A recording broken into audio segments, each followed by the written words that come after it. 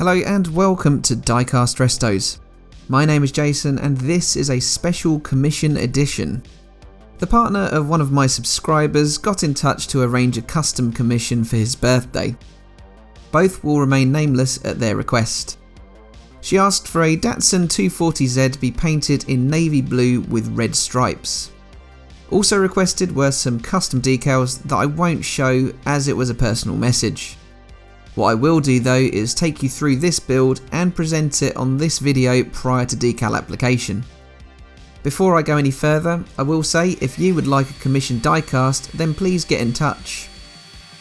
I'll put my email address on screen now. This can also be found in the description below. So my starting point for this build was finding a 240Z casting.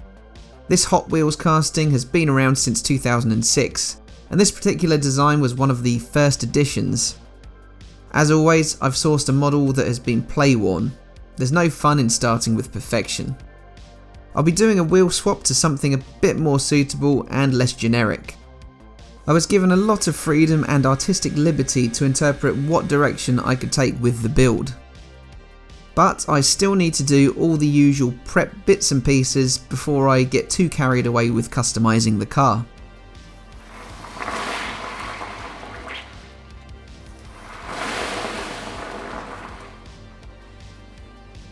I will dabble in parts of the history of the 240Z throughout this video. However, my main focus will be commentating on the work being done to customise the car. The 240Z was produced from 1969 to 1973. It was called the Nissan Fairlady Z in Japan, and the platform is known as the Nissan S30. It's prime time for the casting. I used Tamiya white primer, as I'll be incorporating white to help the red stripe stand out some more against the navy blue. It receives 2 coats of high coat gloss white automotive paint.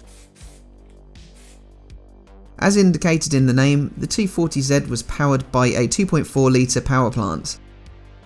The displacement of the inline 6 engine was increased to 2.6 and 2.8 litres for the later 260Z and 280Z respectively.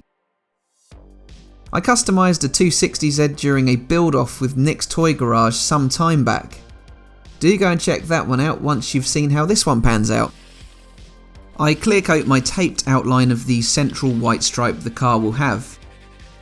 While those couple of coats of clear dry, I clean up the slightly tired wheels and then wash all of the plastic components. The 240Z could reach 60 miles per hour in 8 seconds. And had 150 brake horsepower.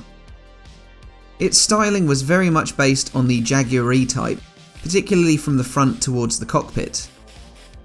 Here I apply Tamiya's TS15 Blue.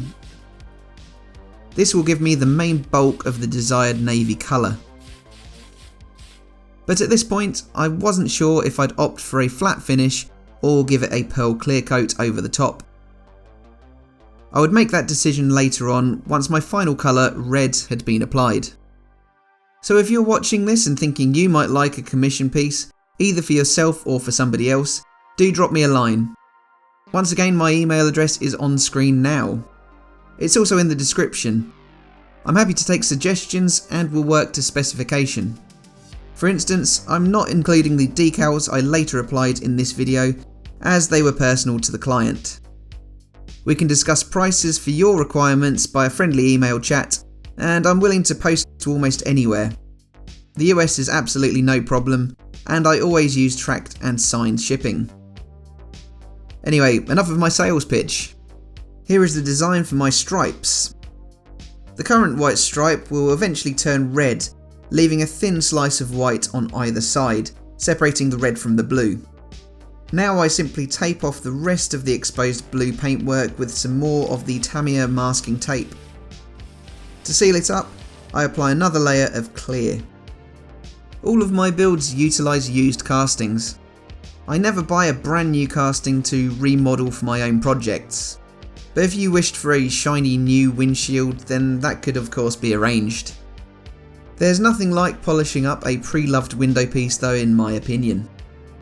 This screen gets the triple therapy of Autosol, Astonish and Humbrol Clear in an attempt to revert it to like new. Now on goes the red for the central red stripe. This is my age-old classic Tamiya TS8 Italian red. After a couple of coats of that, it's time to unravel the casting to see the design for the first time. I am expecting a degree of overspray in places. It was extremely difficult to get the 3M tape to mould perfectly around the bumpers in particular. Here come the stripes.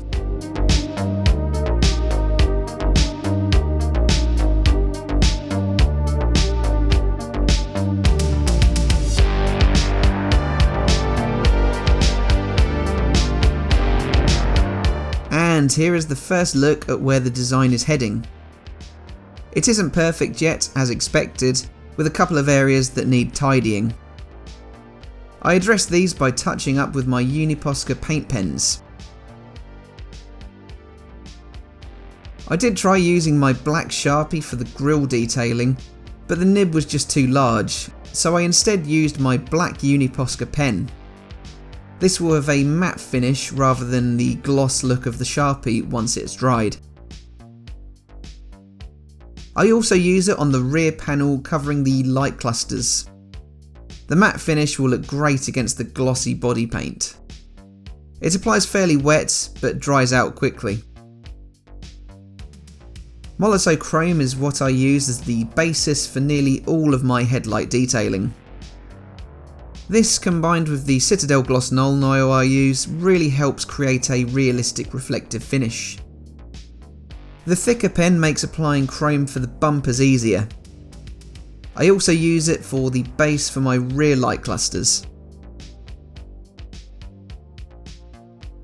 I'm going to send these wheels refreshed to the new owner in case they fancy a change from these resin ones I'll be fitting. I'll show you a better close-up once the paint has been applied. The originals are re-chromed across the spokes, again using monochrome. Now I can apply some colour detailing to the proceedings, with orange and red applied to the turn signals and brake lights respectively. I next used the outside edge of my black Sharpie to give the windows their surrounds.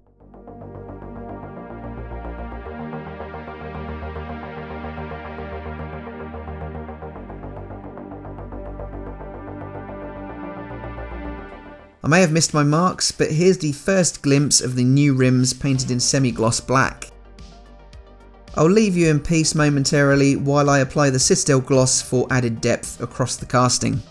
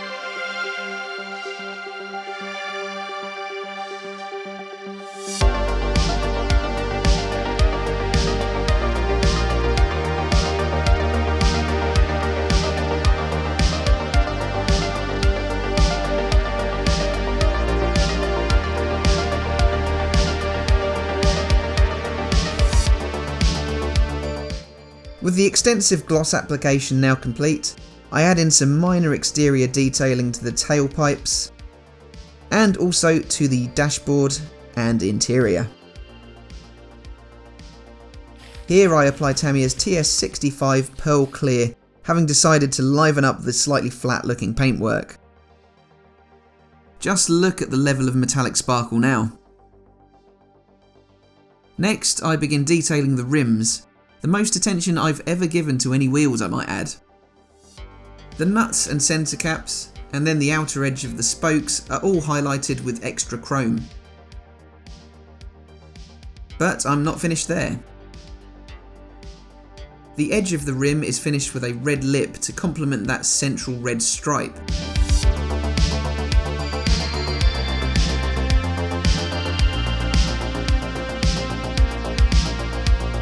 Then the rubber can be glued secure onto those finished rims.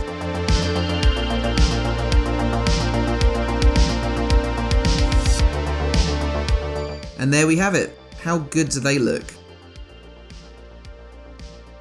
It's time to put this commissioned car together ahead of its long trip across the Atlantic to its new home. In goes the refreshed window piece, followed quickly by the interior, which has a couple of added details. Then the base is fitted with the new wheels already attached. It is then secured with a screw. So this is how the Hot Wheels Datsun 240Z casting started life. It was pretty well play-worn, but without any major damage. It's a bit bland in this livery, but certainly makes for a great basis for a custom piece. The 240Z was a particular request in this commission specification, and it certainly gave me a lot to work with. I needed to swap the yellow for blue, add in some red, and give it a new set of boots, and here is the result. I really hope the new owner is happy with how this surprise birthday commission piece turned out. I also hope this video is a nice added surprise as well. On top of the navy, red and white paint job, I've detailed the casting's many features, including the matte black finish on the rear panel next to the tail lights. My personal favourite parts are those wheels.